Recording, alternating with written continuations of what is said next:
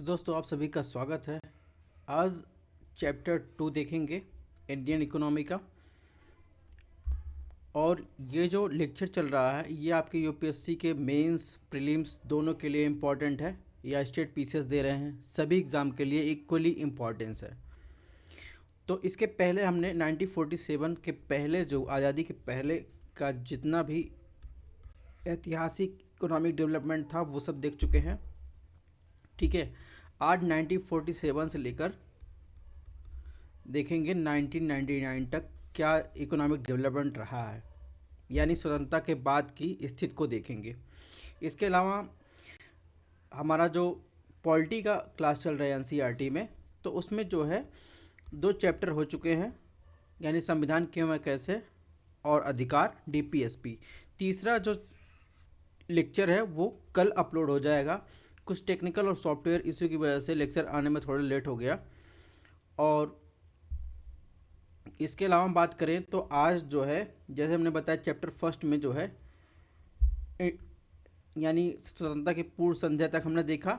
Second chapter होगा आज जो देखेंगे 1947 के बाद से 1990 तक। उसके बाद जो चैप्टर 3 होगा वो देखेंगे 1991 के बाद देखेंगे। इसी प्रकार का सिनॉप्सिस आपको हर टॉपिक के बाद मिलेगा, ऐसे छोटे छोटे टॉपिक्स में, ताकि आपका क्लियर हो जाए कॉन्सेप्ट। तो चलिए बात करें इंडियन इकोनॉमी की। तो भारतीय अर्थव्यवस्था 1950-1990 के बीच में इस चैप्टर में हम आप पढ़ेंगे तो आपको क्या क्या समझ में आएगा। तो भारत की पंचवर्षीय योजनाओं के लक्ष्य को जान सकेंगे आप। इसके अलावा 1950 से 1990 तक विभिन्न क्षेत्र, जैसे अगर एग्रीकल्चर की बात करें, इंडस्ट्री की बात करें, उनमें अपनाई गई डेवलपमेंट की पॉलिसी को समझेंगे।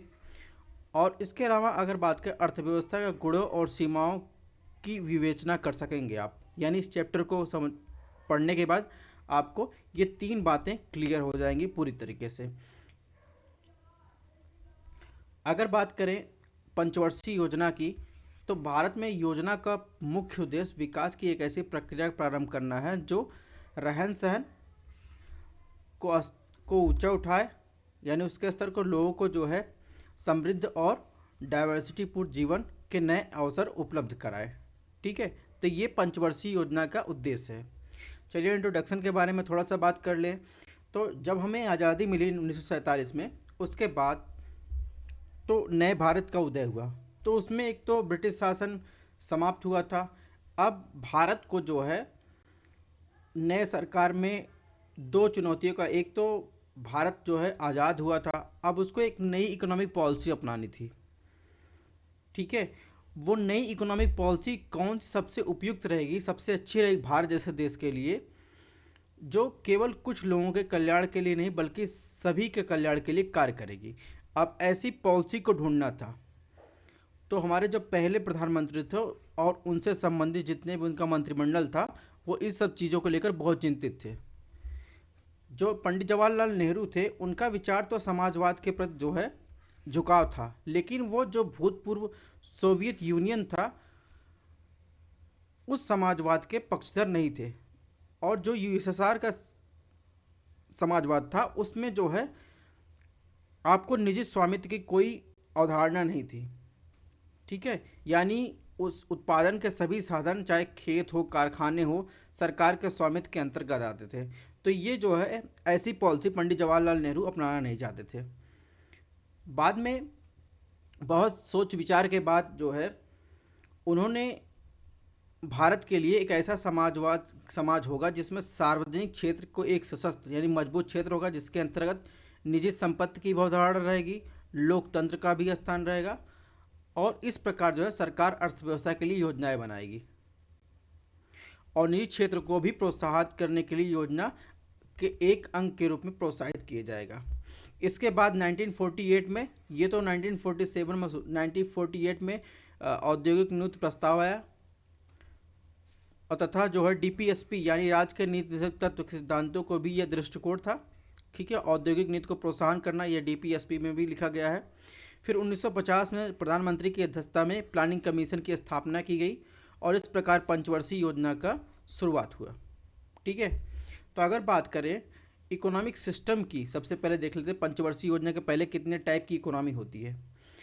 तो जो इकोनॉमिक सिस्टम होता है, प्रत्येक समाज को 3 प्रश्नों के उत्तर देने होते हैं। पहला, देश में किन वस्तुओं और सेवाओं का उत्पादन किया जाएगा। दूसरा, वस्तुओं और सेवाएं किस प्रकार उत्पादित की जाएगी। ठीक है, उत्पादक कार्य में यानी जो वस्तुएं और सेवाएं हैं मानव के द्वारा या जो है मशीनों के द्वारा किस प्रकार उत्पादित की जाएंगी। तीसरा जो उत्तर देना होता है, उत्पादित जो वस्तुएं और सेवाएं हैं विभिन्न व्यक्तियों के बीच उनका वितरण कैसे किया जाएगा। तो ये जो है कुछ जवाब देने होते हैं हर इकोनॉमिक सिस्टम में। ठीक है, तो सबसे पहले बात करते हैं मार्केट इकोनॉमी या जिसे आप पूंजीवादी अर्थव्यवस्था कहते हैं। मार्केट इकोनॉमी जो होता है डिपेंड अपॉन जो है सप्लाई एंड डिमांड पे होता है। ठीक है, यानी अगर एग्जांपल दे, अमेरिका पूरी तरह कैपिटलिस्ट इकोनॉमी यानी मार्केट इकोनॉमी है। वहाँ पे प्राइवेट प्लेयर जो होते हैं उनका जो है पूरा कंट्रोल रहता है, निजी स्वामित्व की अवधारणा है।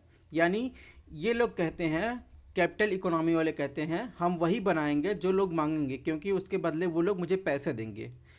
ठीक है, यानी जो मार्केट में डिमांड होगा वही हम सप्लाई करेंगे। और डिमांड कब होगा, जब लोगों के पास पैसा रहेगा तभी तो वो जो है कार मांगेंगे, मोटरसाइकिल मांगेंगे, एप्पल का आईफोन मांगेंगे, बाइक मांगेंगे। ठीक है, तो जो डिमांड होगी, जिनके पास पैसा होगा वही हम जो है प्रोड्यूस करेंगे। तो ये होता है कैपिटल इकोनॉमी का बेसिक कॉन्सेप्ट। ठीक है, यानी दुनिया में जो डिमांड है वो कैपिटल इकोनॉमी वही अपने कंपनी में बनाता है लोगों के लिए। ठीक है, अब वो कैपिटल इकोनॉमी जो होता है वो गरीब के लिए जो है हेल्थ हो गया, एजुकेशन हो गया, घर बनाना हो गया, कपड़ा रोटी मकान, गरीबी कम न, ये सब नहीं करता, क्योंकि गरीब की जेब में पैसा नहीं रहता। और जब उसकी जेब में पैसा नहीं है और तो वो डिमांड नहीं कर सकता, तो डिमांड नहीं करेगा तो फिर ये लोग सप्लाई करेंगे नहीं। मेन मुद्दा है कि ये जो होते हैं कैपिटल इकोनॉमी वाले, वो जो है जिनके पास पैसा है और वो डिमांड है तो उस डिमांड के अकॉर्डिंग वो प्रोड्यूस करते हैं। ठीक है, तब इन सब कुछ को देखकर पंडित जवाहरलाल नेहरू सोच रहे हैं कि ऐसी व्यवस्था नहीं चल पाएगी, क्योंकि हमारे देश में बहुत सारी असमानता विद्यमान है, उनकी स्थिति सुधारने का अवसर नहीं मिल पाएगा कैपिटल इकोनॉमी में। यानी जो वंचित लोग हैं वो इससे जो है वंचित ही रह जाएंगे, असमानता और ज़्यादा बढ़ जाएगी। ठीक है, next economy I socialist economy. Socialist economy में पूरी तरह जो है होता है कंट्रोल होता है गवर्नमेंट द्वारा। यानी गवर्नमेंट कहता है कि मुझे पता है कि तुम्हें क्या ज़रूरत है। यहाँ पर समाजवादी अर्थव्यवस्था है, यानी गवर्नमेंट कहता है कि मुझे पता है तुम लोगों को क्या ज़रूरत है और यह हम निर्णय करेंगे कि कौन कौन सी वस्तुओं को उत्पादन करना है, कौन सी सेवाएं देनी है। ठीक है, राज्य कहता है कि सारी आवश्यकताएं तो पूरी हो रही हैं, तो वहाँ पर कोई आपको निजी संपत्ति की रखने की इजाज़त नहीं, यानी निजी संपत्ति की अवधारणा नहीं मिलेगी। ठीक है, क्योंकि राज्य कहता है जब सब कुछ हम दे रहे हैं तो हम सब कुछ हमारा है। ठीक है, अगर एग्जांपल बात करें तो रशिया हो गया, नॉर्थ कोरिया हो गया, चाइना जो है समाजवादी में भी आएगा, मिक्स्ड इकोनॉमी में भी आएगा। इसके अलावा क्यूबा हो गया। तो ये सब क्या है, समाजवादी अर्थव्यवस्था के प्रारूप है। तब पंडित जवाहरलाल नेहरू इसको देखकर सोच रहे हैं कि अरे नहीं, ये भी नहीं चलेगा, क्योंकि असमानता दूर करने के साथ विकास भी जरूरी है, दुनिया के साथ कदम मिलाकर भी चलना है। तो ये सोशलिस्ट इकोनॉमी भी नहीं चलेगी, क्योंकि इसमें निजी स्वामित्व की अवधारणा है ही नहीं। ठीक है, यानी ये प्राइवेट सेक्टर को भी बढ़ावा देना चाहते हैं। अब नेक्स्ट आया सबसे उपयुक्त इकोनॉमी, जिसमें मिक्स्ड इकोनॉमी कहते हैं। यानी दुनिया के अधिकांश देखेंगे तो उसमें जो है मिक्स्ड इकोनॉमी में ही काम कर रहे हैं। तो चाहे चाइना की बात हो तो वो सोशलिस्ट है प्लस जो है कैपिटलिस्ट है, यानी इसमें गवर्नमेंट और जो है प्राइवेट दोनों का रोल रहता है। इंग्लैंड की बात करें, ठीक है, फ्रांस की बात करें, तो इनमें जो है आपको मिक्स्ड इकोनॉमी देखने को मिलेगी। ठीक है, यानी इस प्रकार की इकोनॉमी में सरकार तथा मार्केट, सरकार मतलब गवर्नमेंट हो गई, मार्केट मतलब प्राइवेट प्लेयर हो गए, एक साथ तीनों प्रश्नों का उत्तर देते हैं। यानी क्या उत्पादन किया जाना चाहिए, किस प्रकार उत्पादन हो, किस प्रकार वितरण किया जाना चाहिए। तो मिक्स्ड इकोनॉमी बाजार उन्हीं वस्तुओं सेवाओं को सुलभ कराता है जिसका वह अच्छा उत्पादन कर सकता है, तथा सरकार उन आवश्यक वस्तुओं सेवाओं को उपलब्ध करा सकती है जिसे बाजार उपलब्ध कराने में विफल रहता है। ठीक है, तो पंडित जवाहरलाल नेहरू ने इसको देख कर सोचा कि यह व्यवस्था एकदम सही है, यह लोगों को भला भी करेगा और देश का विकास भी करेगा। यानी आपको गाड़ी भी बना के देगा जैसे डिमांड होगी, और गरीबों के लिए जो है रोटी भी शिक्षा, स्वास्थ्य भी देगा, शिक्षा भी देगा, मकान भी देगा, यानी रोटी कपड़ा मकान भी दे सकता है। यानी जो प्राइवेट प्लेयर नहीं कर पा रहे वो गवर्नमेंट की जिम्मेदारी बनेगी, डीपीएसपी के थ्रू वो प्रोवाइड करवाएगा। ठीक है, तो इस प्रकार जो है भारत जो है मिक्स्ड इकोनॉमी को अपनाया। तो यहाँ तक आपको क्लियर हो गया होगा कि कैसे कैसे ये सब चीज़ें आगे बढ़ रही हैं। अब जैसे हमने बताया था कि आपको समरी दिया जाएगा टू द पॉइंट, तो मैंने जो बताया यानी टाइप ऑफ इकोनॉमी क्या करता है, ठीक है, इसके अलावा क्या उत्पादन करना है, ठीक है, तो इन सब चीज़ों के बारे में, जैसे कैपिटलिस्ट इकोनॉमी क्या करता है, सोशलिस्ट इकोनॉमी, मिक्स्ड इकोनॉमी क्या करता है, इसी के बारे में हमने चर्चा की है। तो यहाँ पर टू द पॉइंट उसी को दिया गया है। आपको अगर पीडीएफ आपको हमारे टेलीग्राम स्टडी एंड आईएएस पर मिल जाएगा, वहाँ पर आप ये डाउनलोड करके आप इसको एग्ज़ाम के पहले रिवीजन कर सकते हैं। ठीक है, नेक्स्ट बात करें तो इसमें देखिए who own land on business, capitalist economy, socialist economy, mixed economy, यानी जो बातें हमने बताई वही बातें इसमें दी गई हैं। अब इसमें लिखा गया इंडियन इकोनॉमिक पॉलिसी फ्रॉम 1950-99। तो हमने पढ़ लिया कि इंडिया जो है मिश्रित अर्थव्यवस्था को अपनाया है। ठीक है, अब हम आगे पढ़ेंगे कि इंडिया जो है जो प्लान यानी इकोनॉमिक डेवलपमेंट के लिए जो प्लानिंग कमीशन की स्थापना की, उसके अलावा पंचवर्षीय योजना अपनाई, उसके बारे में पढ़ेंगे। यानी दूसरा टॉपिक हमारा होगा पंचवर्षीय 5 ईयर प्लान के बारे में। तीसरा टॉपिक होगा एग्रीकल्चर के बारे में, ग्रीन रेवोल्यूशन के बारे में। इसके बाद हम लोग पढ़ेंगे इंडस्ट्री के बारे में। तो चलिए अब पढ़ते हैं प्लान के बारे में। प्लान है क्या? योजना इसकी व्याख्या करता है कि किसी देश के संसाधनों का प्रयोग किस प्रकार किया जाना चाहिए। योजना कुछ सामान्य कुछ विशेष उद्देश्य होते हैं, ठीक है, जो इसको एक निश्चित समय अवधि के अंतर्गत प्राप्त होना होता है। भारत में योजनाएं 5 वर्ष की अवधि की होती हैं और इसे पंचवर्षीय योजना कहा जाता है। सबसे पहले जो पंचवर्षीय योजना की अवधारणा आई थी, जोसेफ स्टॉलिन ने यूएसएसआर द्वारा पहली बार लाया गया था। ठीक है, 5 ईयर प्लान, तो उसी से प्रभावित है भारत का पंचवर्षीय योजना।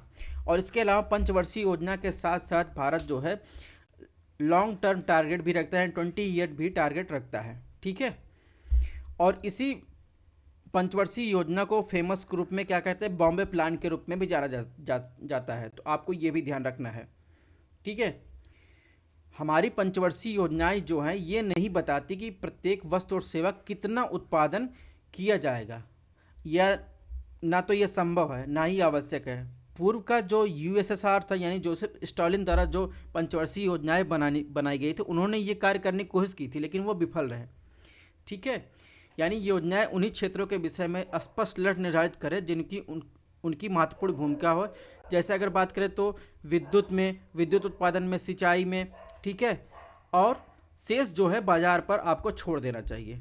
इसके बाद अभी तो जो चल रही है नीति आयोग चल रहा है, योजना आयोग की जगह पर 2015 में इसको स्थापित किया गया, रिप्लेस किया गया। ठीक है, ध्यान रखना है दोनों ना तो संवैधानिक संस्था है ना तो सांविधिक संस्था है। ठीक है, अब बात करें तो पंचवर्षीय योजना के लक्ष्य क्या हैं। तो किसी भी योजना में कुछ लक्ष्य होते हैं। पंचवर्षीय योजना के लक्ष्य की बात करें तो ग्रोथ, मॉडर्नाइजेशन यानी आधुनिकीकरण, आत्मनिर्भरता, समानता, ये जो है पंचवर्षीय योजना के 4 लक्ष्य हैं। तो अगर ग्रोथ की बात करें, सपोज ग्रोथ का संदर्भ जो है जीडीपी से है, यानी देश में वस्तुओं और सेवाओं के उत्पादन की क्षमता कितनी है, इसका संबंध ग्रोथ से है। ठीक है, यानी इसका अभिप्राय उत्पादक पूंजी के अधिक भंडार या परिवहन, बैंकिंग आदि सहायक सेवाओं का विस्तार उत्पादक पूंजी और सेवाओं की दक्षता में वृद्धि से है। अगर इकोनॉमिक टर्म की बात करें तो जीडीपी से इससे संबंध है, यानी 1 वर्ष की अवधि में देश में हुए सभी वस्तुओं और सेवाओं का उत्पादन का अंतिम बाजार मूल्य जो होता है वो जीडीपी है या इकोनॉमिक टर्म में ग्रोथ है। ठीक है, आज जीडीपी को समझने के लिए अगर सपोज एक छोटा सा केक है, ठीक है, तो इस पर कम लोग खा पाएंगे। अब वही बड़ा केक अगर हो जाए तो इसको ज़्यादा लोग खा पाएंगे। ठीक है, तो इससे आपको लगेगा कि भारतीय जनता में अधिक ग्रोथ और विविधतापूर्ण जीवन यापन कर रहे हैं। ठीक है, फॉर एग्जांपल आप इसे समझ सकते हैं। यानी प्रथम पंचवर्षीय योजना के अनुसार तो वस्तुओं और सेवाओं का अधिक उत्पादन करना आवश्यक है। इसके अलावा अगर बात करें तो जीडीपी देश की अर्थव्यवस्था के विभिन्न क्षेत्रों से प्राप्त होते हैं, जैसे उसमें एग्रीकल्चर भी आएगा, इंडस्ट्री भी आएगा और सर्विस सेक्टर भी आएगा। और सर्विस सेक्टर की बात करें तो देश के विकास के साथ साथ इसमें एक संरचनात्मक परिवर्तन आता है। यानी भारत में यह परिवर्तन बहुत विचित्र रहा। सामान्य विकास के साथ साथ सकल घरेलू उत्पाद कृषि के अंश कम होता है और उद्योगों का अंश जो है ज़्यादा होता है। लेकिन भारत की दिशा में उल्टा है। यानी और देश में क्या होता है, पहले एग्रीकल्चर में जो होता है उस पर डिपेंडेंसी कम होती है, फिर इंडस्ट्री में जो है उससे ज़्यादा होती है, फिर उसके बाद सर्विस सेक्टर में। भारत में सीधे जो है सर्विस सेक्टर में आपको डिपेंड जो है रोज़गार जो है ज़्यादा देखने को मिलेंगे। यानी अगर बात करें तो जीडीपी में कृषि अंश 50% से अधिक है, लेकिन कि 1990 सर्विस सेक्टर की बात करें तो ये जो है 14.59% जो है हो गया। यानी इंडस्ट्री में वो ग्रोथ नहीं दिखाई दी एम्प्लॉयमेंट के हिसाब से। ठीक है, सीधे जो है यहाँ पर सर्विस सेक्टर में आपको ग्रोथ देखने को मिली। इसका कारण की चर्चा हम लोग आगे करेंगे। तो बात करते हैं महालनोबिस भारतीय योजनाओं के निर्माता। हमारी पंचवर्षीय योजना के निर्माण में अनेक प्रसिद्ध विचारकों का योगदान रहा है। इनमें सबसे महत्वपूर्ण योगदान महालनोबिस का नाम आता है। द्वितीय पंचवर्षीय योजना का समानता विकासात्मक योजना के अति महत्वपूर्ण योगदान है।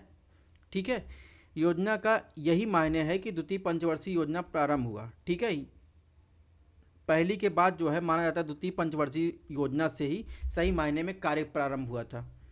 ठीक है, तो यह योजना महालनोबिस विचार पर आधारित थी और महालनोबिस जो थे वे एक सांख्यिकीविद थे। इनका जन्म जो है कोलकाता में हुआ था 1983 में। नेक्स्ट बात करेंगे, पहला हमने ग्रोथ को देख लिया, अब दूसरा देखते हैं मॉडर्नाइजेशन यानी आधुनिकरण। वस्तुओं और सेवाओं को बढ़ाने के लिए आपको क्या चाहिए? अगर आप पुरानी तकनीक की बात करें, पुरानी तकनीक से आप बढ़ा नहीं सकते। उसके लिए आपको जो है पुराने बीज के स्थान पर नए सीड्स चाहिए। ठीक है, टेक्नोलॉजी चाहिए, नई मशीनें चाहिए। तो आप नई टेक्नोलॉजी को अपनाकर जो है आधुनिकरण की ओर बढ़ सकते हैं। इसके साथ मशीनों के अलावा, नई सीड्स के अलावा आपको क्या चाहिए? सामाजिक दृष्टिकोण में भी परिवर्तन लाना होगा। यानी महिलाओं का अधिकार पुरुषों के समान होना चाहिए। यानी जो पहले की बात कर रहा है, पहले जो बाल विवाह जैसे प्रथाएं मौजूद हैं उसको हटाकर महिलाओं को भी उनकी प्रतिभाओं के आधार पर घर के बाहर उनको बेचकर बैंकों, कारखानों, विद्यालयों आदि स्थानों पर उनका नियुक्त करके उनकी प्रोडक्टिविटी बढ़ा के देश के विकास में उनको शामिल करना चाहिए। ठीक है, तो ये भी मॉडर्नाइजेशन के अंतर्गत आता है। नेक्स्ट बात करेंगे आत्मनिर्भरता। तो आत्मनिर्भरता आप जो आज सुन रहे हैं आत्मनिर्भर भारत, ये पहले से ही चला आ रहा है। ठीक है, तो आत्मनिर्भरता की बात करें तो कोई राष्ट्र अगर आधुनिकीकरण और आर्थिक समृद्धि यानी इकोनॉमिक ग्रोथ अपने अथवा अन्य राष्ट्रों से आयातित साधनों का प्रयोग द्वारा कर सकता है, तो हमारी प्रथम 7 पंचवर्षीय योजनाओं में आत्मनिर्भरता को महत्व दिया गया है।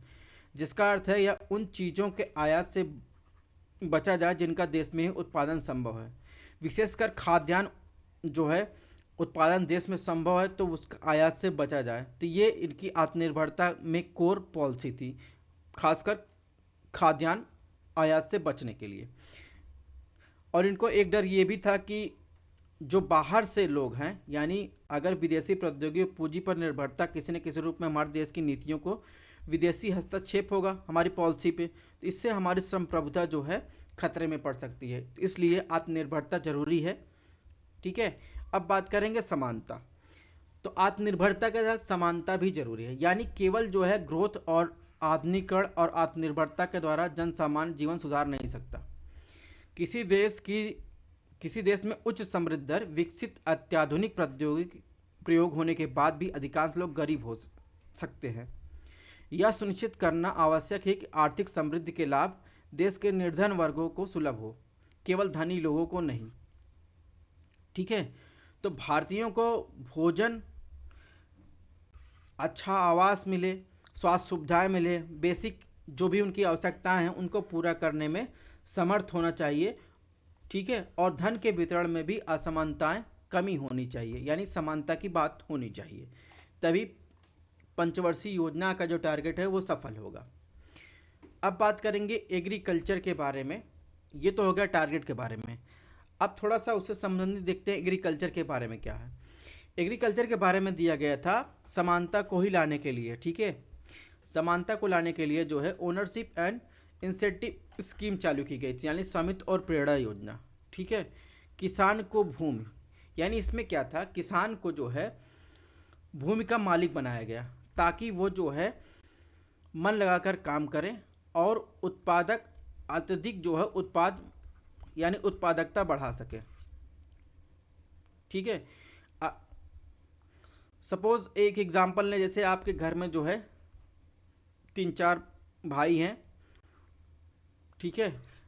जब वो लोग अलग अलग हो जाते हैं और उनके पास जो है एक खेत है, 2 भाई हैं, 2 अलग अलग हो गए। अब वो भाई जो उसके हिस्से में खेत आया है तो उसमें जी तोड़ मेहनत करेगा क्योंकि उसका वो स्वामित्व मिल गया है, तो उससे प्रोडक्टिविटी बढ़ जाएगी, ठीक है। और वहीं साथ साथ रहेंगे, ठीक है। उनको ऐसा लगेगा अरे इस पे जो है मेरे पिताजी का हक है, तो इसमें प्रोडक्टिविटी वो नहीं बढ़ा पाएंगे। सिंपल समझना हो तो ऐसे समझ सकते हैं, ठीक है। यानी यदि किसानों को भूमि का स्वामी बना दिया जाए तो वो उत्पादन बढ़ाने में अधिक रुचि लेंगे। ऐसा इसलिए है क्योंकि भू स्वामित्व कृषक अधिक उत्पादन का लाभ मिलता है, काश्तकारों को भूमि में सुधारों की प्रेरणा नहीं होती है, ठीक है। वही जो मैंने एग्जाम्पल बताया, क्योंकि अधिक उत्पादन में जमींदार को ही लाभ होता है। एग्जाम्पल के तौर पर दूसरा एग्जाम्पल देखें तो पूर्व सोवियत संघ में एग्जाम्पल आता है कि वहाँ के जो किसान थे वो जो फलों की पैकिंग करते थे वहाँ पर जो है सड़े गले फल भी पैक कर देते थे, और इसके साथ जो भी सही फल थे वो भी खराब हो जाते थे। इससे किसानों को ही हानि होगी क्योंकि फल बिक नहीं पाएंगे। तो ये एक होता है कि वो अपनी जिम्मेदारी समझे, इसलिए वो स्वामित्व और इंसेंटिव योजना एग्रीकल्चर में लाई गई थी। अब ये तो हो गई। अब बात करते हैं कि जो मैंने बताया उसका ये सिनॉप्सिस है, यानी टाइप्स ऑफ इंडियन गवर्नमेंट के प्लान के बारे में बात कर रहा है, गोल के बारे में बात करना है, 5 ईयर प्लान के बारे में बात कर रहा है। तो यानी 5 ईयर प्लान का गोल क्या था, growth, modernisation, self reliance, equity, इसके बारे में हमने बात की, ठीक है। तो कैसे कैसे क्या होगा इसके बारे में भी हम लोगों ने बात कर ली है, ठीक है। तो इसमें ग्रोथ के बारे में, ग्रोथ कैसे होगा, तो पहले जो था कि कम फैक्ट्री थी, अब जो है फैक्ट्री को बढ़ाना पड़ेगा। इसके अलावा जो है अगर बात करें तो पहले कम बैंक थे, तो आप बाद में बैंकों की संख्या भी बढ़ाना, राष्ट्रीयकरण करना या फिर बैंकों की संख्या बढ़ाना होगा, ठीक है।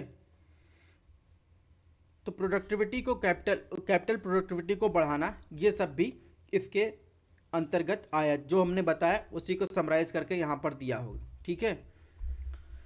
तो ये आप पढ़ लीजिएगा।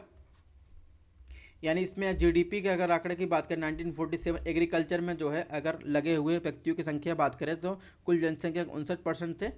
1999 में 34.90 जीडीपी का शेयर था। इसके बाद देखिए 1947 में सर्विस सेक्टर का शेयर जो है 28% था। 1990 में ये 40.50% बढ़कर हो गया, ठीक है। तो ये सब चीज़ें आप जो है वीडियो पॉज करके या फिर पीडीएफ से पढ़ लीजिएगा। जो चीज़ें बतानी थी वो बता चुके हैं, ये आपके लिए है, ठीक है। अब बात करते हैं प्रथम पंचवर्षीय योजना से, यानी 1990 तक की पंचवर्षीय योजना में देखते हैं क्या क्या डेवलपमेंट हुआ है। तो प्रथम पंचवर्षीय योजना का कार्यकाल जो था 1951 से 56 तक था। जवाहरलाल नेहरू द्वारा भारत की संसद में प्रस्तुत किया गया था। के.एन. राज ये एक युवा अर्थशास्त्री थे, उन्होंने तर्क दिया था भारत में पहले 2 दशकों के लिए धीरे धीरे जो है करना चाहिए। इसमें क्या हुआ था, बांधों और सिंचाई में निवेश सहित कृषि क्षेत्र में संबोधित किया गया था। इसे हेरोल्ड डोमर मॉडल पर आधारित पंचवर्षीय योजना कहते हैं, ठीक है। 5 भारतीय प्रौद्योगिकी संस्थानों की स्थापना की थी और जो जीडीपी की ग्रोथ रेट निर्धारित की गई थी वो 2.1% थी और जो प्राप्त हुई थी वो तो 3.6% थी। द्वितीय पंचवर्षीय योजना थी 1956 से 61। इसे पीसी महालनोबिस मॉडल भी कहा जाता है। दूसरी पंचवर्षीय योजना में तेज़ी से औद्योगिकरण और सार्वजनिक क्षेत्र पर जोर दिया गया, ठीक है। जो जीडीपी की ग्रोथ रेट वो 5% थी। ठीक है, और इसमें कृषि और गेहूं उत्पादन में सुधार पर फोकस किया गया। इसके अलावा उच्च शिक्षा के लिए पूर्व राज्यों की जिम्मेदारी बनाया गया। तो ये सब जो है टारगेट इसमें निर्धारित किए गए थे। तीसरी पंचवर्षीय योजना 1961 से 66, इस टाइम जो है इंडिया चाइना और भारत पाकिस्तान से युद्धों से भी प्रभावित था। ठीक है, और इस टाइम जो है भारत के प्रधानमंत्री थे लाल बहादुर शास्त्री, यानी पंडित जवाहरलाल नेहरू का डेथ हो चुका था। इसमें पंचायतों के चुनाव की शुरुआत हुई थी। ठीक है, इसे जो है योजना अवकाश के रूप में जाना जाता है। किसको किसको 1966, 67, 66, 68, 68 से 69। ठीक है, कारणों की चर्चा हम कर चुके हैं। चौथी पंचवर्षीय योजना की बात करें तो 1969-74, यानी शास्त्री जी के बाद इंदिरा गांधी प्राइम मिनिस्टर बनी। तो गाड़ियल सूत्र के आधार पर स्थिरता के साथ विकास और आत्मनिर्भरता की दिशा में प्रगति बहुत बल दिया गया। 14 प्रमुख बैंकों का, भारतीय बैंकों का राष्ट्रीयकरण किया गया। इसके अलावा जो है ग्रीन रिवोल्यूशन की कृषि को भी बढ़ावा दिया गया। इसके अलावा अगर बात करें तो सूखा प्रवण क्षेत्र कार्यक्रम की शुरुआत हुई। पांचवी पंचवर्षीय योजना की शुरुआत जो है 1974 से 78 के बीच थी। इस टाइम जो है भारतीय राष्ट्रीय राजमार्ग प्रणाली शुरुआत हुई। गरीबी उन्मूलन, गरीबी हटाओ का नारा दिया गया। ठीक है, इसके अलावा फिर आया रोलिंग प्लान 1978 से 1980। ये अस्थिरता का दौर था क्योंकि जनता पार्टी सरकार ने पांचवी पंचवर्षीय योजना को खारिज कर दिया। इसके बाद फिर इंदिरा गांधी की सरकार आई, उन्होंने जो है फिर से इसे बदल दिया। तो ये जो है 1978 से 1980 को जो है रोलिंग प्लान के रूप में जानते हैं। तो प्रीलिम्स फैक्ट के रूप में इसको आपको याद रखना है। छठी पंचवर्षीय योजना 1980 से 1985। ठीक है, इस टाइम जो है नेहरू समाजवाद का अंत हो गया था, यानी जो मूल्य नियंत्रण की नीति थी उसे फ्री इकोनॉमी में की तरफ बढ़ रहा था। फैमिली प्लानिंग की शुरुआत हुई थी और इसके अलावा नाबार्ड की स्थापना की गई थी छठी पंचवर्षीय योजना के दौरान। सातवीं पंचवर्षीय योजना आई 1985 से 1990। ठीक है, इसमें प्रौद्योगिकी उपयोग के माध्यम से औद्योगिक उत्पादकता स्तर को सुधार दिया गया, जिसमें फूड सिक्योरिटी यानी फूड प्रोडक्शन बढ़ाना था, आर्थिक उत्पादकता बढ़ाना था, सामाजिक न्याय प्रदान करना था। छठी पंचवर्षीय योजना के परिणाम ने सातवीं पंचवर्षीय योजना की सफलता के लिए मजबूत आधार प्रदान किया। ठीक है, 2000 तक आत्मनिर्भर विकास के लिए जो है टारगेट रखा गया था और इस टाइम जो है राजीव गांधी की सरकार थी। अब बात करेंगे लैंड रिफॉर्म। ठीक है, लैंड रिफॉर्म, लैंड सीलिंग की बात कर ही ली तो लैंड रिफॉर्म मेनता जो है लैंड रिफॉर्म के फलस्वरूप जो है कृषि समानता लाने के लिए भूमि सुधारों की आवश्यकता महसूस हुई। इसके बिहार जो है लैंड रिफॉर्म लाया गया। ठीक है,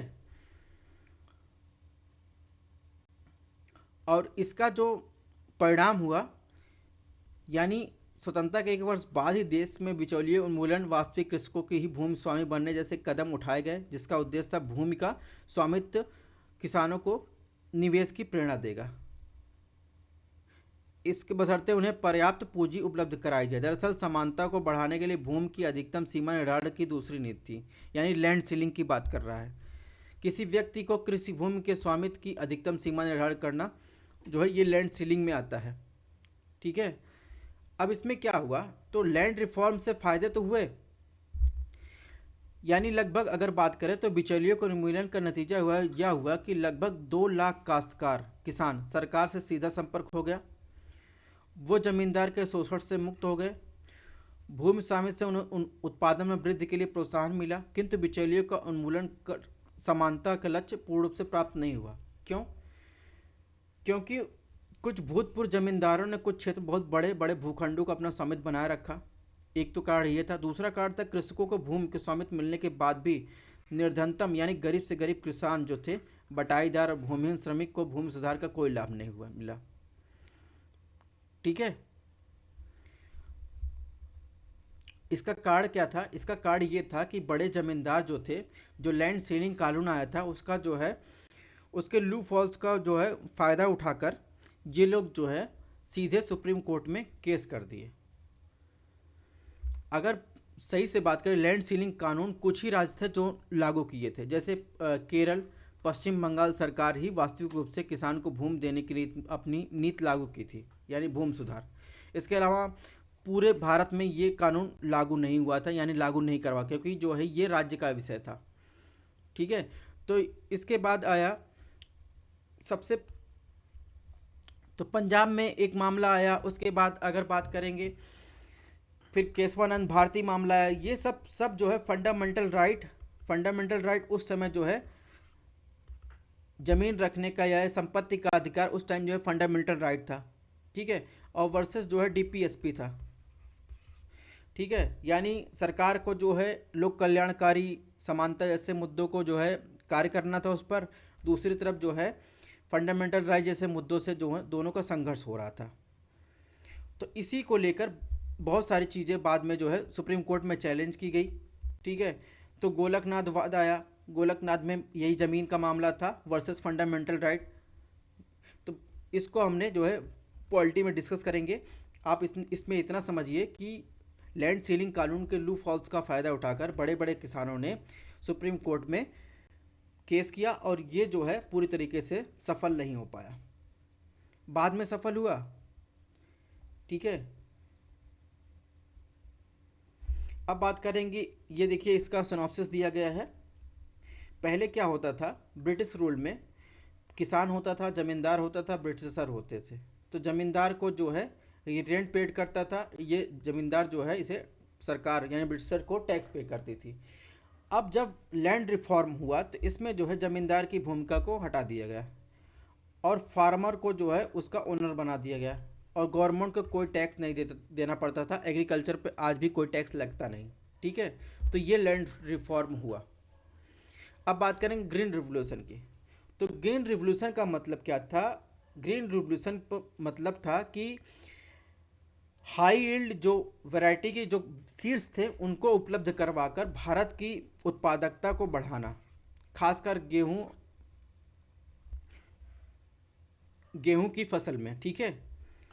तो पहले चरण में किसानों को जो है हाई यील्ड जो है टेक्नोलॉजी की जो है सीड्स उपलब्ध करवाई गई, फर्टिलाइजर उपलब्ध करवाए गए, सिंचाई की सुविधाएं उपलब्ध करवाई गई, जिससे जो है प्रोडक्टिविटी बढ़ गई। तो यही एक ग्रीन रिवोल्यूशन। और पहले चरण में पंजाब, आंध्र प्रदेश और तमिलनाडु देशों तक सीमित रहा।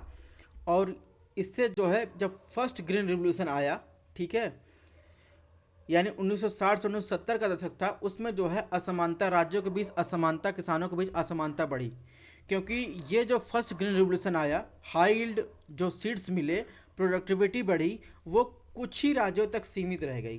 ठीक है। इसके बाद जो है सेकंड ग्रीन रेवोल्यूशन आया, द्वितीय चरण, जो 1970 से 1980 के दशक में रहा। तो इसका विस्तार जो है कई राज्यों तक पहुंचा। ठीक है। यानी ग्रीन जो रेवोल्यूशन था उसकी हाई यील्ड सीड्स और टेक्नोलॉजी हो गया, इंफ्रास्ट्रक्चर हो गया, फर्टिलाइजर हो गया, वो पूरे देश में लगभग जगहों पर पहुंचा। इससे जो है उत्पादन जो था वो पूरे देश में सरप्लस में आ गया। ठीक है।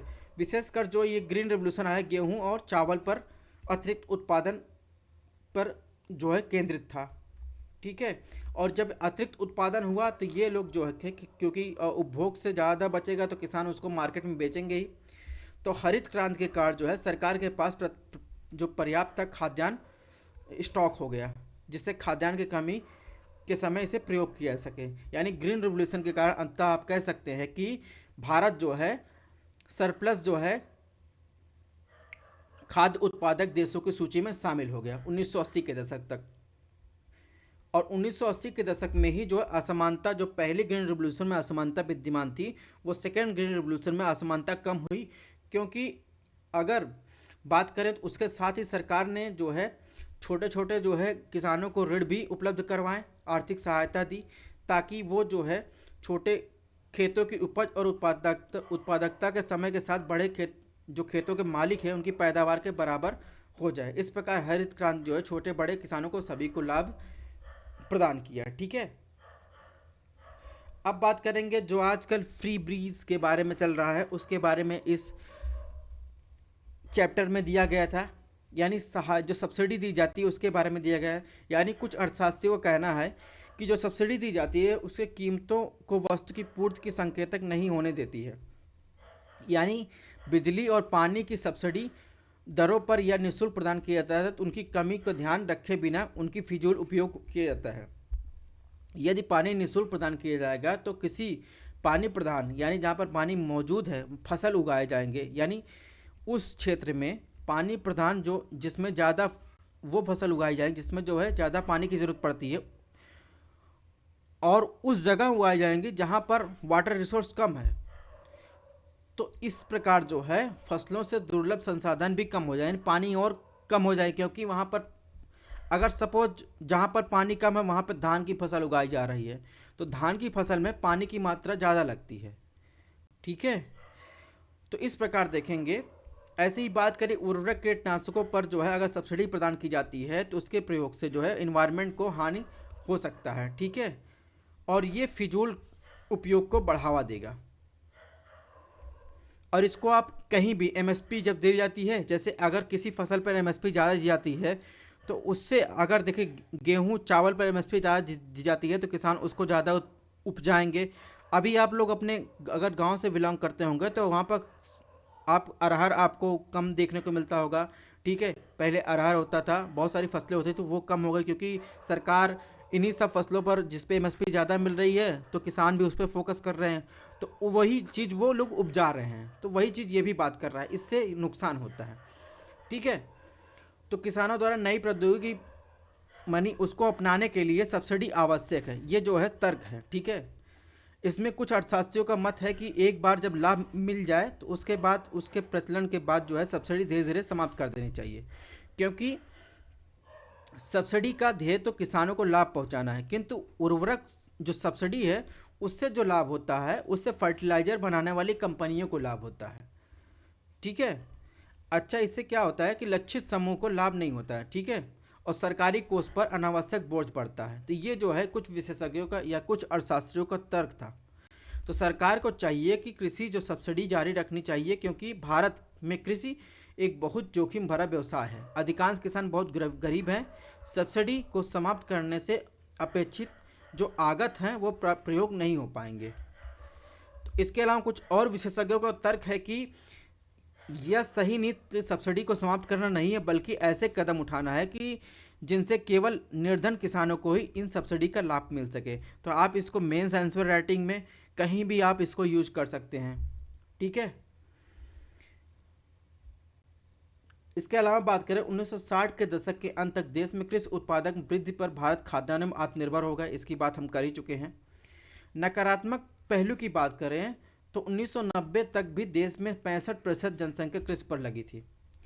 जीडीपी में कृषि के योगदान में और उस पर निर्भर जनसंख्या में पर्याप्त कमी आती है। 1950-1990 की अवधि में जीडीपी में कृषि के अंशदान की बात तो भारी कमी आई।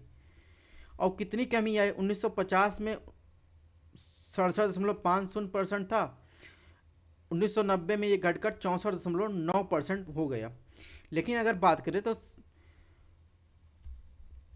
इस क्षेत्र में इतनी उत्पादन वृद्धि को न्यूनतम श्रम प्रयोग द्वारा भी संभव थी। फिर भी क्षेत्र में इतनी बड़ी संख्या में लोगों के लगे रहने की क्या आवश्यकता है, यानी एग्रीकल्चर में लगे रहने की क्या आवश्यकता है? इसका उत्तर यह होगा कि इंडस्ट्री का एरिया जो है वह और सर्विस सेक्टर का एरिया है, कृषि क्षेत्र में काम करने वाले लोगों को नहीं खपा पाया, यानी उसमें लोग नहीं जा पाए। अनेक अर्थशास्त्रियों ने 1950 से 1990 के दौरान अपनाई गई नीतियों की विफलता के रूप में इसको देखते हैं कि 1990 तक भी लोग जो है अधिकांश जो समुदाय था वो एग्रीकल्चर में ही लगा रहा, ना तो उसके अलावा इंडस्ट्री सेक्टर में जा सका ना सर्विस सेक्टर में जा सका। ठीक है, तो इसका ये सिनॉप्सिस यहाँ पर दिया गया है, इसको आपको देख लेना है। ग्रीन रेवोल्यूशन के बारे में हमने बता दिया है, उसकी प्रोडक्टिविटी को बढ़ाना तो उत्पादक, तो यहाँ पर कुछ डेटा दे के आपको समझाया गया है, आप इसको देख सकते हैं। ठीक है, अब इसके क्या जो है खतरे हैं, यानी ड्रॉबैक ऑफ एग्रीकल्चर सब्सिडी की बात की हमने, बता दिया। मिसयूज ऑफ रिसोर्स हो जाएगा, हार्मफुल इन्वायरमेंट के बात तो इसकी बता दी है, इसकी बातें भी हमने कर ली। ठीक है, अब बात करते हैं इंडस्ट्री एंड ट्रेड की। तो उद्योग और व्यापार की बात करें तो अर्थशास्त्रियों ने ऐसा पाया कि निर्धन राष्ट्र यानी गरीब राष्ट्र तभी प्रगति कर सकते हैं जब उनमें अच्छे इंडस्ट्री क्षेत्र मौजूद हों। इन्हीं कारणों से हमारी पंचवर्षीय योजनाओं में इंडस्ट्री डेवलपमेंट पर अधिक बल दिया। स्वतंत्रता के समय भारत में बहुत कम इंडस्ट्री थे। अधिकांश जो इंडस्ट्री थी वो कॉटन इंडस्ट्री थी, पर्सन तक सीमित थी। इसके अलावा अगर बात करें तो कुछ इंडस्ट्री जैसे जमशेदपुर में और कोलकाता में जो है लोहा और इस्पात इंडस्ट्री का भी आपको देखने को मिलता है। और यदि अर्थव्यवस्था का विकास करना है तो हमें ऐसे इंडस्ट्री का आधार और विस्तार करने की आवश्यकता है जिसमें विविध प्रकार के उद्योग हों, यानी केवल सूती वस्त्र पटसन तक ये यहाँ तक सीमित न रहे। अब बात करेंगे public private sector in Indian industrial development. तो स्वतंत्रता प्राप्ति के समय भारत में उद्योगपतियों के पास हमारी अर्थव्यवस्था का विकास हेतु उद्योग में निवेश के लिए अपेक्षित पूंजी नहीं थी। स्वतंत्रता प्राप्ति के समय इतना बड़ा बाजार भी नहीं था, यानी डिमांड भी नहीं थी। तो इसमें क्या हुआ, भारतीय अर्थव्यवस्था को समाजवाद के पथ पर आगे बढ़ाने के लिए द्वितीय पंचवर्षीय योजना में सरकार ने यह निर्णय लिया कि अर्थव्यवस्था में बड़े और भारी उद्योगों का निर्माण करेगी और उस पर जो है सरकार का नियंत्रण रहेगा, जो अर्थव्यवस्था के लिए महत्वपूर्ण थे। निजी क्षेत्रों की नीतियों सार्वजनिक क्षेत्र की नीतियों के अनुपूरक होंगी। सार्वजनिक क्षेत्र अग्रणी भूमिका निभाएगा, यानी पूरा कंट्रोल जो रहेगा भारी उद्योग का वो जो रहेगा किससे, वो सरकार के कंट्रोल में रहेगा। ध्यान रखना द्वितीय पंचवर्षीय योजना भारी उद्योगों के विकास से संबंधित है, ये आपको ध्यान रखना है। अब इसके बाद इंडस्ट्रियल पॉलिसी रेजोल्यूशन आया 1956 में। उसमें क्या आया, तो उसमें भारी उद्योगों का नियंत्रण रखने की बात की गई, ठीक है। और इस द्वितीय पंचवर्षीय योजना का आधार बना, समाजवादी स्वरूप को अपनाया गया। इसमें जो है कुछ प्रस्ताव में प्रथम वर्ग में वे उद्योग शामिल किए गए जो राज्य के इस पे अनन्य शक्त थे, यानी राज्य का एकाधिकार था। दूसरे वर्ग में वो उद्योग शामिल थे जिनके लिए निजी क्षेत्र और सरकारी क्षेत्र एक साथ मिलकर काम कर सकते थे, परंतु जिनमें नई इकाइयां शुरू करने की बात है तो उसकी एकमात्र जिम्मेदारी राज्य की होती थी। तीसरे वर्ग में उन इंडस्ट्री को शामिल किया गया जो निजी क्षेत्र के अंतर्गत आते थे, और निजी क्षेत्र के अंतर्गत आने वाले उद्योग के एक ऐसा वर्ग था जिसमें लाइसेंस पद्धति के माध्यम से राज्य का नियंत्रण रखता था, ठीक है। जब तक सरकार से लाइसेंस प्राप्त नहीं कर लिया जाता था तब तक इस नीति का मतलब निजी क्षेत्र भी कुछ आगे नहीं काम कर सकते थे। और लाइसेंस जो है पॉलिसी अपनाने का कारण ये था कि लाइसेंस वहीं दिया जाता था ताकि पिछड़े क्षेत्रों में इंडस्ट्री की स्थापना की जा सके और उसको प्रोत्साहित किया जा सके। और इसके साथ ही जो है उन्हें कुछ रियायतें जैसे टैक्स में छूट दी जाती थी, बिजली में छूट दी जाती थी, ठीक है। यानी इस नीति का उद्देश्य था, यानी लाइसेंस नीति का उद्देश्य था कि क्षेत्रीय समानता को बढ़ावा देना था। तो इसलिए जो है लाइसेंस पॉलिसी अपनाई गई थी। इसका अर्थ यह सुनिश्चित करना था कि उत्पादित वस्तुओं की मात्रा अर्थव्यवस्था द्वारा अपेक्षित मात्रा से अधिक ना हो, यानी जो उद्योग था उसका उत्पादन बढ़ाने या विविध प्रकार के उत्पादन करने के लाइसेंस प्राप्त करना होता था। एक कारण ये भी था कि आप लाइसेंस उन्हीं वस्तुओं का दिया जाता था ताकि उतनी ही वस्तुएं जो है मार्केट में उत्पादित जितनी कंज्यूम यानी उपभोग के लिए हों, एक्स्ट्रा आपको उत्पादन नहीं करना है। यानी उत्पादन बढ़ाने का लाइसेंस केवल तभी दिया जाता था जब सरकार इस बात से आश्वस्त हो जाए कि अर्थव्यवस्था में बड़ी मात्रा में वस्तुओं की आवश्यकता है, यानी जितनी आवश्यकता है उतनी वस्तुओं का उत्पादन होगा। अगर उससे आवश्यकता से अधिक वस्तुओं का उत्पादन होने के लाइसेंस जो है नहीं दिया जाता था, ठीक है। नेक्स्ट बात करेंगे, स्मॉल स्केल इंडस्ट्री की स्थापना की गई 1955 में। ग्राम और लघु उद्योग कार्य समिति भी कहा जाता है, उसकी स्थापना की गई, ठीक है। यानी इस बात पर विचार किया गया ग्राम विकास को प्रोत्साहित करने के लिए लघु उद्योग का प्रयोग किया जाए। तो 1950 में लघु उद्योग इकाइयाँ उसे कहा जाता था जो 5 लाख रुपए की अधिकतम सीमा निवेश करती थी। इस समय 1 करोड़ रुपए से अधिकतम निवेश की सीमा किया जाता था। तो ये भी इसको एमएसएमई इंडस्ट्री कहा जाता है। इसका अपडेट हो चुका है, इसको हम आगे स्लाइड में देखेंगे।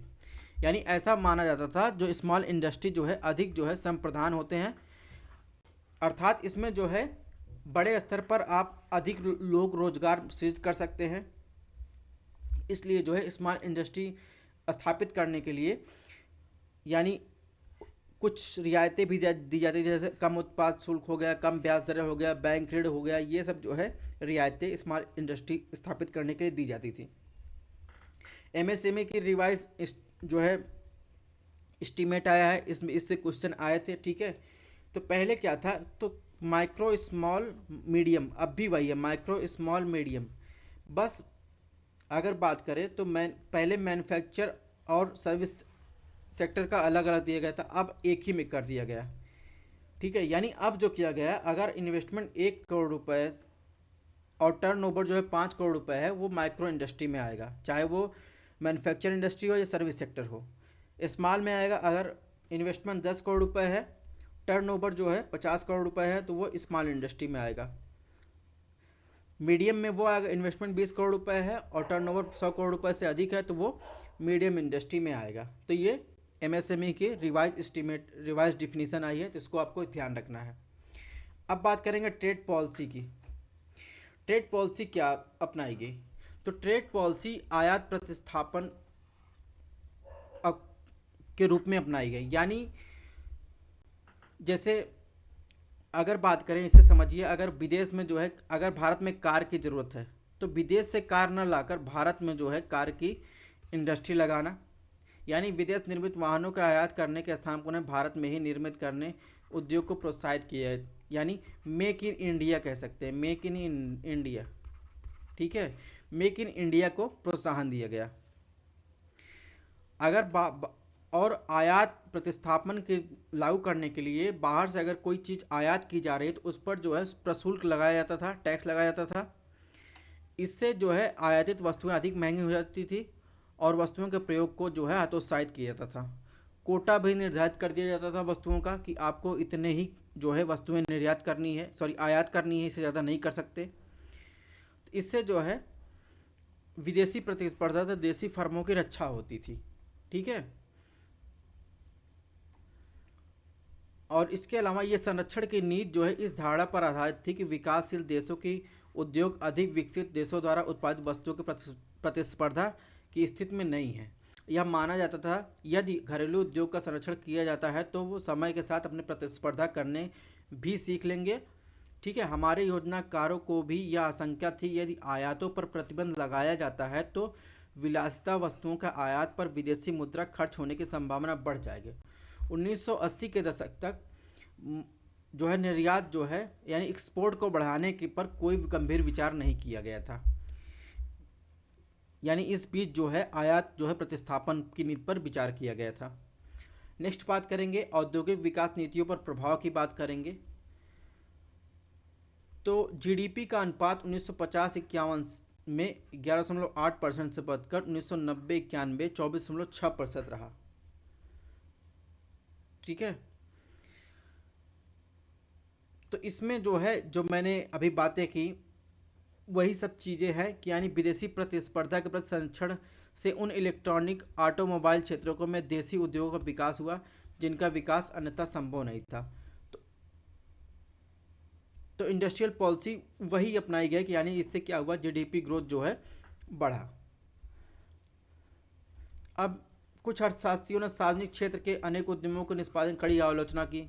उनका कहना था कि जो चीज़ निजी प्राइवेट सेक्टर कर सकते हैं उसमें जो है गवर्नमेंट सेक्टर को घुसने की क्या ज़रूरत है।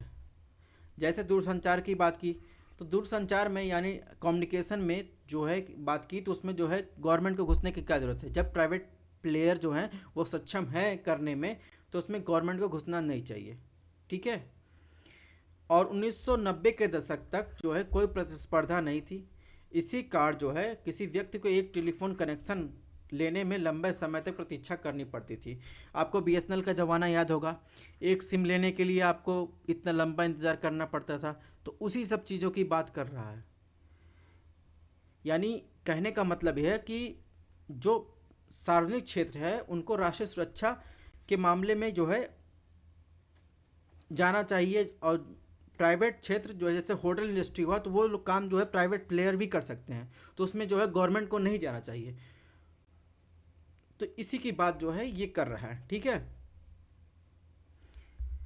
इसके अलावा बात करें तो सार्वजनिक क्षेत्र की फर्मों ने भारी नुकसान उठाया था, क्योंकि उन्होंने काम जारी रखा कि सरकारी उपक्रम जो थे वो बंद किया जाना कठिन था, भले ही इसके कारण राष्ट्र की सीमित संसाधन का निकास होता रहा। इसका अर्थ यह नहीं है कि निजी फर्मों को सदैव लाभ होता ही था, क्योंकि जब वास्तव में कुछ सार्वजनिक क्षेत्र की फर्में मूलतः निजी फर्में थी जो हानि के कारण बंद होने वाली थी, उनका जो है उनका नेशनलाइजेशन किया गया, उनको गवर्नमेंट फर्म बना दिया गया, ताकि जो है नौकरियों की जो नौकरी थे यानी एम्प्लॉयमेंट की रक्षा की जा सके। ठीक है।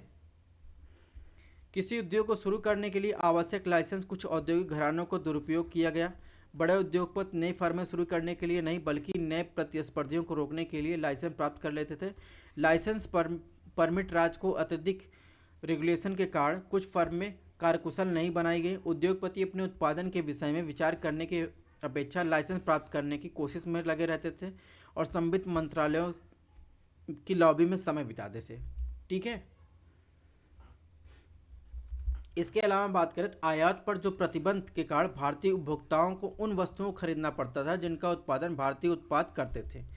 इससे क्या होता था, यानी आयात प्रतिस्थापन की जो नीति अपनाई गई थी उससे क्या नुकसान हुआ, तो उससे क्या हुआ, गुणवत्ता सुधार की कोई प्रेरणा नहीं मिली। भारतीय जो उत्पादक थे उनको कोई प्रेरणा नहीं मिली, क्योंकि कंपटीशन था नहीं। वो जो बनाते थे लोगों को यूज करना था, तो वो जैसे बनाते थे वैसे लोग यूज करते थे। अगर मार्केट में दूसरा उसी से मिलता जुलता कोई मटेरियल आए तो लोग कंपैरिजन कर सके किसकी क्वालिटी ज़्यादा अच्छी है।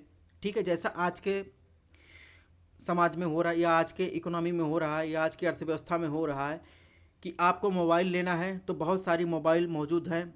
ठीक है। आपको जो अच्छा लगता है, जो सस्ता पड़ता है, जो आपके हिसाब से वो यूज करते हैं। यानी गुणवत्ता के हिसाब से गुणवत्ता में कमी था उस टाइम। तो अर्थशास्त्रियों का भी यह भी मानना था कि सार्वजनिक क्षेत्र का प्रयोजन लाभ कमाना नहीं बल्कि राष्ट्र के कल्याण को बढ़ावा देना था। ठीक है। और सार्वजनिक क्षेत्र की फर्मों का मूल्यांकन जनता के कल्याण के आधार पर किया जाना चाहिए, उनका मूल्यांकन उनके द्वारा कमाए गए लाभों के आधार पर नहीं किया जाना चाहिए। तो ये जो संरक्षण की नीति थी तब तक बनी रही। ठीक है। यानी 1991 के पहले तक ये संरक्षण की नीति जो है बनी रही, बहुत सारी समस्याएं विद्यमान रही। अब इसी चीज़ का जो मैंने इंडस्ट्री सेक्टर में बनाया, ठीक है, लाइसेंस राज के बारे में, इंडस्ट्रियल पॉलिसी के बारे में, ठीक है, कैसे इंडस्ट्रियल पॉलिसी जो है क्या आवश्यकता है, क्या इम्प्रूवमेंट हो सकता है, इसी का जो है आपको यहाँ पर सिनॉप्सिस दिया गया है। यहाँ पर आप देख सकते हैं। लाइसेंस रिक्वायरमेंट डिफरेंस रीजन की बात कर रहा है, स्मॉल स्केल इंडस्ट्री की बात जो हमने पढ़ा है, government promote small scale industry की बात कर रहा है, वही हमने चीज़ें बताई। इसके अलावा ट्रेड पॉलिसी इंडस्ट्री की बात कर रहा है। ठीक है।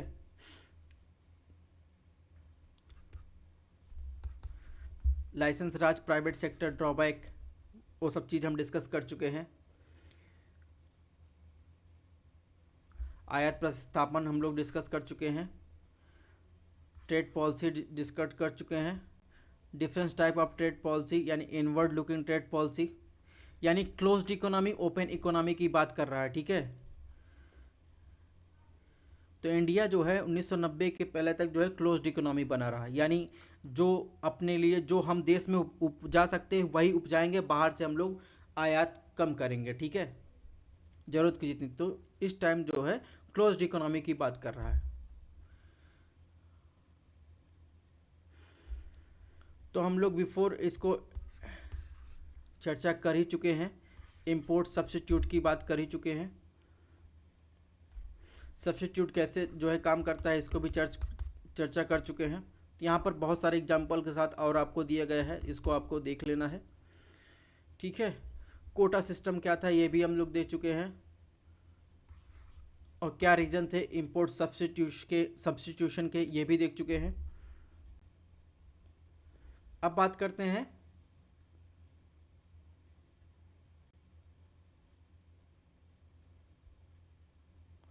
कंक्लूजन की। कंक्लूजन निष्कर्ष की बात करें तो प्रथम 7 पंचवर्षीय योजना के दौरान भारतीय अर्थव्यवस्था में प्रगति जो थी उल्लेखनीय रही। हमारे उद्योग स्वतंत्रता प्राप्ति के समय की स्थिति तुलनात्मक विविधतापूर्ण बने रहे। हरित क्रांति के समय परिणाम स्वरूप खाद्य उत्पादन में आत्मनिर्भर बन गया। भूमि सुधार का परिणाम हुआ कि जमींदारी प्रथा का उन्मूलन हुआ। इसके अलावा आत्मनिर्भरता के नाम पर हमारे उत्पादों को संरक्षण विदेशी प्रतिस्पर्धा से किया गया। इससे उन्हें उनके द्वारा उत्पादित वस्तुओं की गुणवत्ता में सुधार करने की प्रेरणा नहीं मिली। ठीक है, पहले निष्कर्ष में क्या होता है, पहले आप उसकी अच्छाइयों को लिखें, बीच में उसकी कमियों को लिखें, फिर आगे आने वाली संभावनाओं को, यानी 1991 इकोनॉमिक रिफॉर्म को जब हम लोग पढ़ेंगे तो निष्कर्ष ऐसे ही लिखा जाता है। पहले आप जो है क्या क्या हमको मिला उससे, फिर उसमें कमियां क्या रहीं, फिर आगे क्या हो सकता है, सुझाव दीजिए। तो निष्कर्ष इसी से होता है। ठीक है, तो यही जो है इसमें पहले हमको फूड जो प्रोडक्शन था उसमें आत्मनिर्भर बने, जमींदारी प्रथा का उन्मूलन हुआ, इसके अलावा क्वालिटी से समझौता किया गया। ठीक है, कमियां हो गई। इसके बाद आगे की बात करें तो हमारी पॉलिसी हुई, कैसे क्लोज्ड इकोनॉमी से हम लोग जो है ओपन इकोनॉमी की तरफ बढ़े। 1991 की इकोनॉमिक पॉलिसी जो अपनाई गई, जिसको नेक्स्ट लेक्चर में पढ़ने वाले उसके बारे में बात कर रहा है। ठीक है, अब इस पूरे चैप्टर का यहाँ पर कंक्लूजन दिया गया है, इस पूरे चैप्टर का। यानी स्वतंत्रता प्राप्त के बाद भारत ने आर्थिक पद्धति की कल्पना की जिसमें समाजवाद पूंजीवाद की विशेषता सम्मिलित थी, जिसको हम लोग मिश्रित अर्थव्यवस्था के मॉडल के रूप में जानते थे। ठीक है, तो इसमें जो है पूरे चैप्टर का कंक्लूजन दिया गया है टू द पॉइंट, यानी चैप्टर में क्या दिया गया, यानी चैप्टर का क्या है, दर्शन है। ये चैप्टर का दर्शन है, जैसे संविधान का दर्शन उद्देश्य क्या है। ठीक है, तो ये हमारा टेलीग्राम चैनल है, इसको आप जो है स्टडी एंड IAS नाम सर्च कर सकते हैं, फिर स्कैन कर सकते हैं। ठीक है, इसके अलावा हमारा जो है डेली एडिटोरियल एनालिसिस का भी सीरीज चल रहा है, आपको डेली मिलता है, और अब से NCERT क्लासेस डेली होंगी। नेक्स्ट क्लास में आपको जो है पॉलिटी का जो है नेक्स्ट चैप्टर मिलेगा, थर्ड चैप्टर मिलेगा। ठीक है, यानी इलेक्शन एंड रिप्रेजेंटेशन से संबंधित मिलेगा। तो चलिए मिलते हैं नेक्स्ट लेक्चर के साथ। इसकी PDF हमारे टेलीग्राम चैनल पर मिल जाएगी।